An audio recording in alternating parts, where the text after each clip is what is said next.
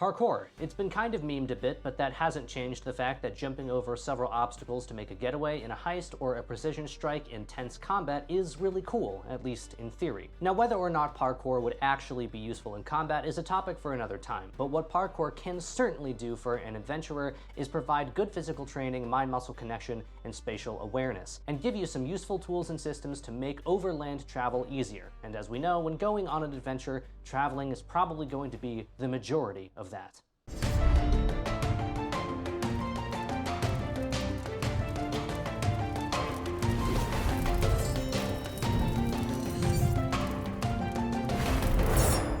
Greetings, adventurers. My name is Kramer, and it is good to be back. Welcome to my brand new video series called Adventurers Training. I will be working with field experts, including myself sometimes, to teach you the skills that a fantasy adventurer would actually need to know so that you can learn them and then practice them for yourself. Today's guest is Benjamin Black, a longtime friend of the channel and parkour instructor. Ben has been training parkour for over 7 years and now runs his own online academy, Parkour School, through his website, Move With a Vision. Link in the description. Ben's mission is to teach people how to move with purpose, whether it's staying active and mobile for longer through your lifetime or training so that if the time comes and you need to be a hero, you can. Plus, it's fun. Ben has prepared a short introductory course for this video where he will teach you how to overcome low to medium height obstacles by vaulting over them and jumping off of them while landing safely. Take it away, Ben. Hail and well met, adventurer. My name is Benjamin Black. One of the skills that you'll want to master in your journeys in the wild, whether it be in pursuit, in escape, or for any reason moving through challenging landscapes, is the art of quickly and effectively moving over difficult terrain.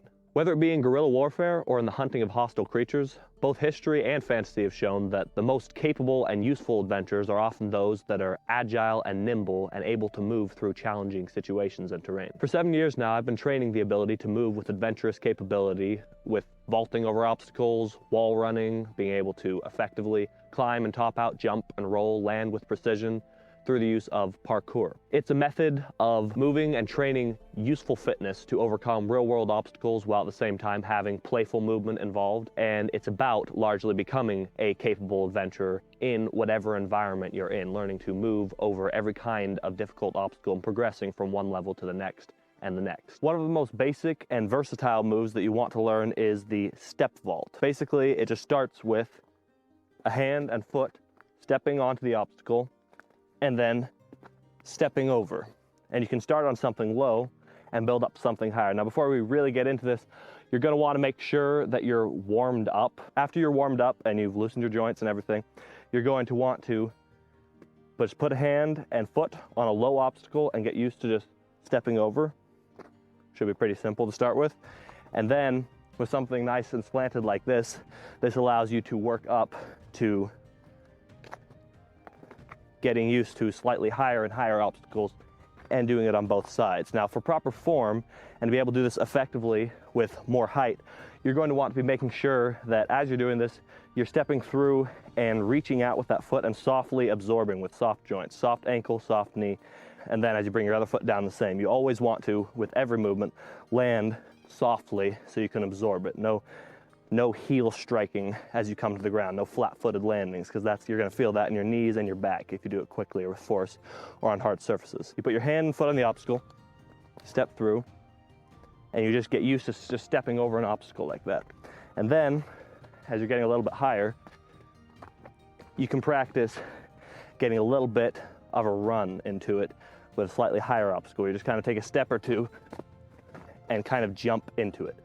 And as you're doing that, you're going to want to be paying attention to making sure that your hand and foot are not way too far apart so that you're, low and kind of starting to have a hard time getting over the obstacle or slowing yourself down. And also not too close in together so that you're getting in your own way for bringing your foot through. And especially depending on your level of flexibility, that can make it particularly hard if your hips aren't incredibly flexible. So you want to make sure that you kind of have like your leg kind of at a right angle, where it's just like your leg is more or less straight up and down, and you have like just a few feet of space in here where your leg is bearing good weight out here, but it's not, in your way, and it's not too far out, so you're gonna slip. And once you start practicing that, and you start getting a little bit more comfortable with it where you can step into it, then you can start practicing it on various shapes of obstacles. And mastering this vault will help you get a lot better and be a lot more comfortable with doing many different kinds of vaults for different kind of situations. This is the most basic and fundamental one, but it's still used in many different scenarios. You can practice with more complex and make sure that if you are doing it on more complex ground surfaces that you're comfortable with, your ankles are warmed up and strong, and you don't, if you have ankle weaknesses, you're going to have to be particularly careful at first about practicing this, and just make sure that you're landing on a good surface and not on something that's going to turn on you. But once you've got the step vault and you're starting to get that down, then another thing that you're going to want to master is the landing. In training the landing, you're going to want to start on ground level. You're going to use some variation of the landing in almost everything, but especially when you're taking any kind of a drop, of significant size, or even just a few feet, you want to practice landing well and softly. That's the main thing. It's just learning to absorb well, and then it gets a little more advanced as you get to more levels. But to start with, you'll just practice, hopping on the ground and trying to land very quietly and softly without feeling any thud or impact in any of your joints. And of course, you're landing on your toes and the balls of your feet, and not flat-footed, not your heels impacting the ground. And your knees are going to come forward or maybe slightly outward. You don't want your knees going inward, or way too far out. You just want to land with your feet about shoulder width apart or just inside that. And just take it, with your joints stacked, so your body is effectively taking the weight throughout your whole, from your feet all the way up to your upper body. And you're going to want to practice bending forward. You're not going to want to be hunching like this. You're going to want good form with your chest kind of up with your back, and your hands, you're going to kind of come out, and your knees are just going to absorb, and your ankles are going to absorb. And once you get comfortable with that and just practicing that for a little bit, then you'll start increasing the height a little bit. And it's easier, if you practice this on like flat surfaces, soft surfaces, grassy ground to begin with. And then from there, you're going to want to start adding height. So you're going to tuck your knees higher and start getting a bit of a higher jump, and making sure that you can absorb that and still land quietly, land softly, land without a big impact or feeling a jarring in your joints. And if this is difficult, then you may want to stay at this for a little while and practice it. Just practice sets of this, where if you can do like 3 days a week, every other day, throughout 6 days of the week, practicing just like 3 sets of 10 or 15 of jumps like this, and then taking a break and doing another 3 sets. Just doing a few sets of this on a regular basis will quickly improve your ability to land softly.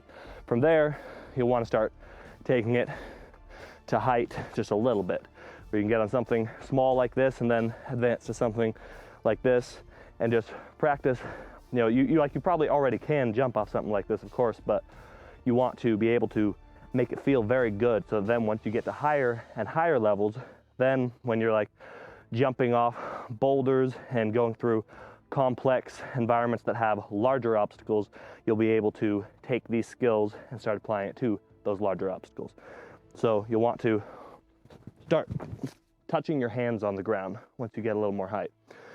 Where you're leaning down, you're still keeping your back pretty good and straight and not, hunching over too much, but you're softly absorbing with those joints just like you were before, and letting your hands kind of help bounce the last bit of that pressure off the ground. Once you start getting comfortable at a level like this, where it start feeling real good and just soft, then you're going to want to maybe start hopping up a little bit off the obstacle. And as you're getting a little more height, you're going to want to be aware that when you're going off an obstacle and you're going into a drop, if you wind in your springs just a little bit, where you kind of bring in your joints and then extend right before, that counter spring lessens the impact when you reach the ground. If you time it well, where you just kind of wind in and then reach out, that lash kind of lessens the impact when you reach the ground. As you're training from something higher like this, you're going to want to be very aware that you're already comfortable at, previous levels and be very gradual as you work up to it. And of course, you got to take responsibility for your own training and know what your own health is at. Consult your physician, and don't do this at home. But if you're going to do this at home, then make sure that you do it safely. So to start with, when you're going on a little bit higher level, now you're going to want to start bouncing your momentum a little bit forward. So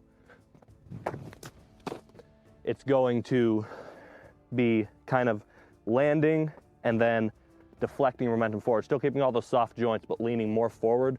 And your arms are going to be kind of like in front of or a little outside your knees, reaching forward to help you bounce into your run so you can keep going as you escape or pursue or scout, whatever it is you're doing as you're trying to move quickly over this terrain. As you're mastering that, another thing that you'll be able to work in is using the step vault to help you dismount. So for at least mid-level obstacles like this, it'll help you to effectively lower your center of gravity and get off the obstacle without taking as much drop. Now, you may not always be able to use the step vault dismount to lower center of gravity, like if you need to jump further out, or if you're just needing to jump more fully to wind in your spring for a larger drop. But for something like this, you can make it more comfortable and lessen the amount of energy that you use to just lower how far you go, how far you have to drop, and then keep your run smoothly going.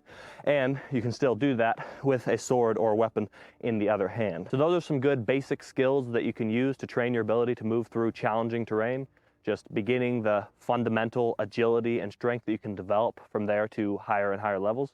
So train those, train safe, train strong, and until next time, farewell. Thank you so much for sharing, Ben. Before you learn how to run, you gotta know how to walk, and before you can do all the fancy parkour stuff, you gotta know how to do the basics first. You have to know the basic body mechanics first. I have several very severe ankle sprains on my left foot. I've had very severe ankle sprains on my left foot because I didn't learn the basics and I just sort of went for it. I was too prideful. I thought I don't need to know how to land like that, and I ended up getting hurt. So if you're interested in more parkour tutorials, either very beginner stuff or more advanced stuff, then go ahead and check out Ben's website, Move with a Vision, with the link in the description. And hopefully we'll see him again here for another adventurous training episode. Unfortunately, I'm not going to be able to practice any of this parkour stuff for a little while because it's literally 100 degrees outside, and it's gonna be that way for a little while. Besides, I'm actually still moving into my new house.